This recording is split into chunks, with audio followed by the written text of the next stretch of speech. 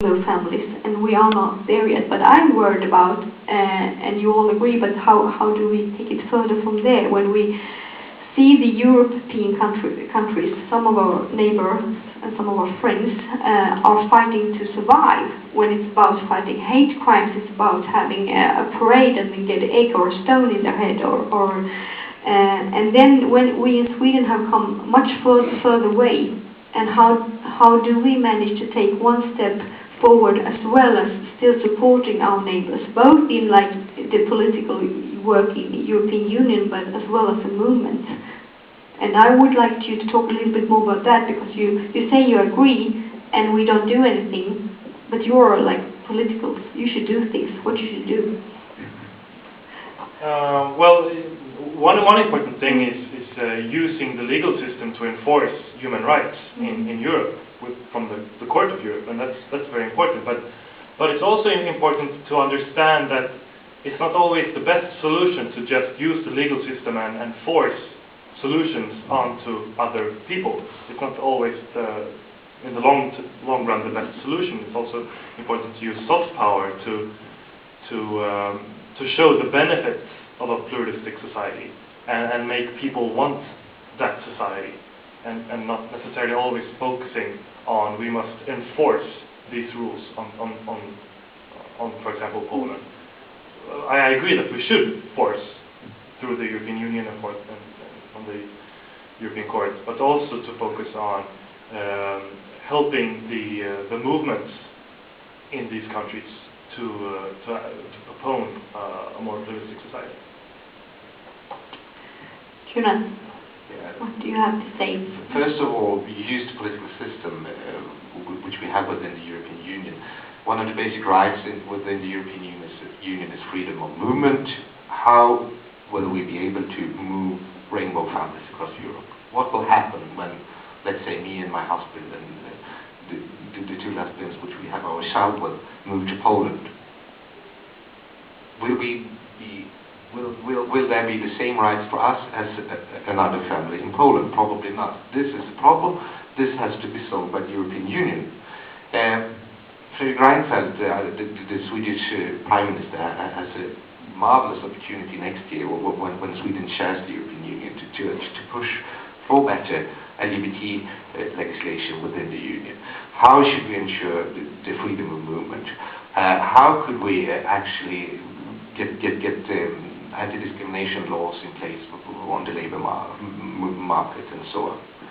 That's one thing. That's within the official political system. Then we as political parties and political movements, social movements and whatever, we have comrades, friends all over Europe which we probably meet.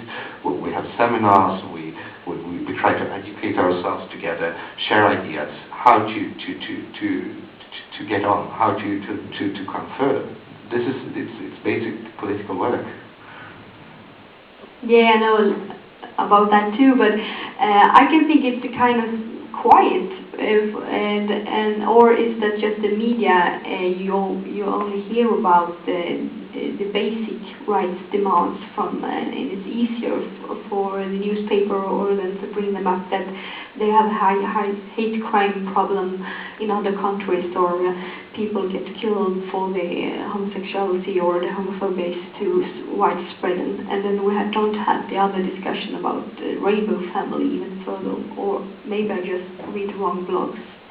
I don't know, maybe there are some debate as well, but I think we in Sweden are quite, I don't know, I would like to say pussy right now, because I don't know the Swedish word for messy, but pussy now seems like a powerful word, so that's not the right expression.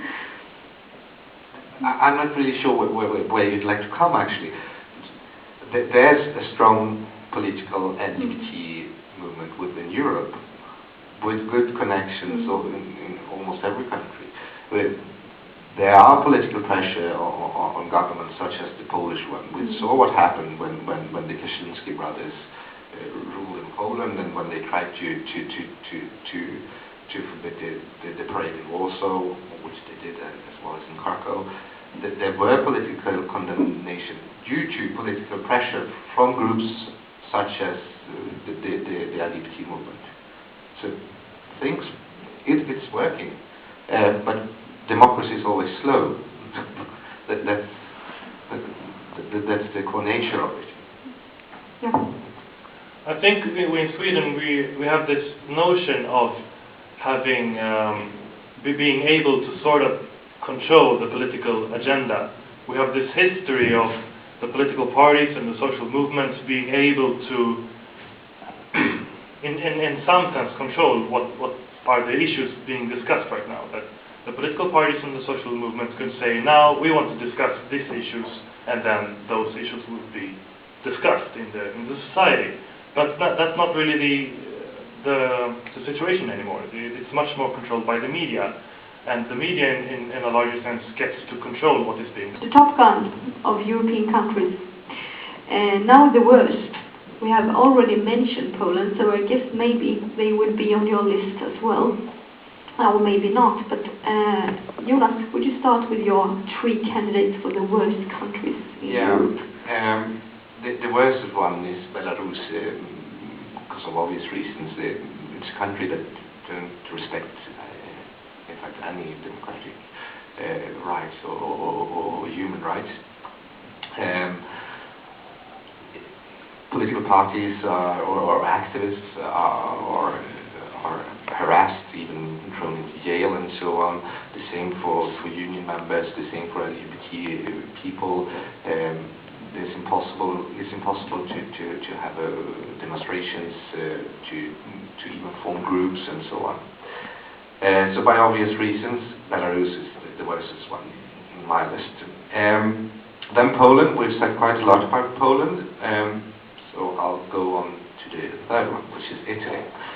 Italy is a quite old democracy. It's in Western Europe, but not very much has happened. If we compare it to Spain, they are both Catholic countries. Spain have managed to actually do something, to create good laws for LGBT people, while Italy hasn't. I'm not sure why though. It should be possible. It's a highly developed country, so it's quite strange, I think. So it's Belarus, Poland and Italy. In that order, or did you? Yeah, in that order. And Italy, one more thing about Italy. Italy is also, since it's a Western European country, they are a role model for others.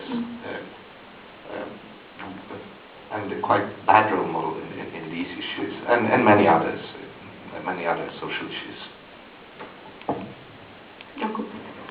I agree on Belarus for the exact same reasons. That it's being banned on having social movements on LGBT rights, and also against gay parades, and being able to join the army and being a part of the defense industry. And then I would say Greece, for having different age limits on when you can have sex, which is very strange. And also they have different age limits on sexual crimes and different laws for sexual crimes, saying that it's different in the legal sense.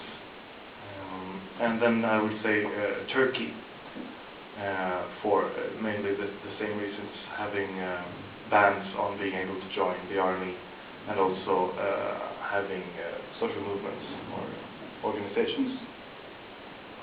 You didn't bring up Poland. Well, no, because I think that Turkey and Greece are worse, and Poland is mentioned so often, so it can be fun. There are countries, the majority of the countries in Europe are quite bad.